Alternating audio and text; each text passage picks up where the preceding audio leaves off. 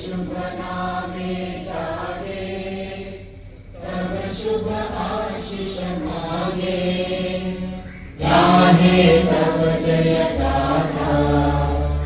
जन गण मंगलदायक जय हे भारत भाग्य विधाता। जय हे जय हे जय हे जय जय जय जय हे।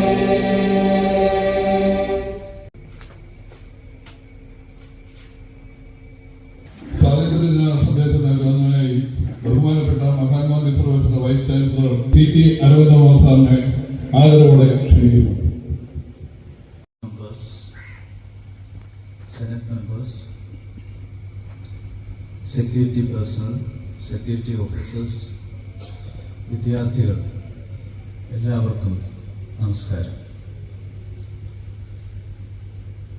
ഇന്ന് നമ്മുടെ രാജ്യം അതിൻ്റെ 78ാമത് സ്വാതന്ത്ര്യദിനം ആഘോഷിക്കുകയാണ്. ബ്രിട്ടീഷ് ഭരണത്തിൽ നിന്നുള്ള രാജ്യത്തിൻ്റെ സ്വാതന്ത്ര്യത്തെയും ഒരു പരമാധികാര റിപ്പബ്ലിക്കിൻ്റെയും സ്ഥാപനത്തെയും പ്രതിനിധീകരിക്കുന്നതിനാൽ ഈ ദിവസം വലിയ പ്രാധാന്യത്തോടെയാണ് നമ്മൾ ആഘോഷിക്കുന്നത്. നമ്മുടെ ഒത്തുചേരാൻ, നമ്മുടെ സമ്പന്നമായ ചരിത്രം, സംസ്കാരം, നേട്ടങ്ങൾ എന്നിവയിൽ അഭിമാനിക്കാനുമുള്ള സമയമാണ്. കോട്ടയമാണ് നമ്മുടെ രാജ്യത്ത് തന്നെ 100% ലിറ്ററേറ്റായ ആദ്യത്തെ ടൗൺ. അതിന് മഹാത്മാഗാന്ധി യൂണിവേഴ്സിറ്റി കൊടുത്ത സംഭാവന വളരെ വലുതാണ്. 1988 മഹാത്മാഗാന്ധി യൂണിവേഴ്സിറ്റിയുടെ NSS യൂണിറ്റാണ് ഇതിന് തുടക്കമിട്ടത്.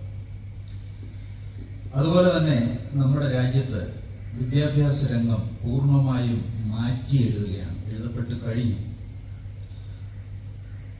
കേരളത്തിലും വിദ്യാഭ്യാസ രംഗം വലിയ മാറ്റത്തിന് വിധേയമായിക്കൊണ്ടിരിക്കുന്നു. നമ്മുടെ 4 ഇയർ FIUGP നമ്മൾ ഇൻട്രൊഡ്യൂസ് ചെയ്ത് കഴിഞ്ഞു. വൈവിധ്യമാർന്ന രീതിയിലാണ് അത് ഇൻട്രൊഡ്യൂസ് ചെയ്തിരിക്കുന്നത്.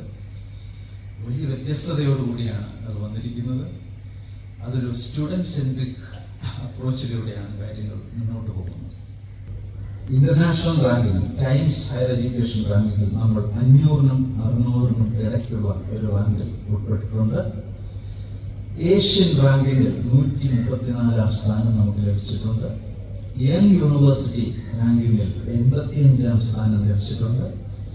അതുപോലെ തന്നെ ഏഷ്യ ഇന്റർനാഷണൽ റാങ്കിങ്ങിൽ വിദേശ വിദ്യാർത്ഥികളുമായിട്ട് തട്ടിച്ചുള്ള ഒരു റാങ്കിങ്ങാണത്. അതിൽ നമ്മൾ ലോകത്തിലെ തന്നെ ഏഷ്യയിലെ തന്നെ ഏറ്റവും മുകളിലുള്ള 2% യൂണിവേഴ്സിറ്റികൾ നമ്മൾ എത്തിപ്പെട്ടിട്ടുണ്ട്.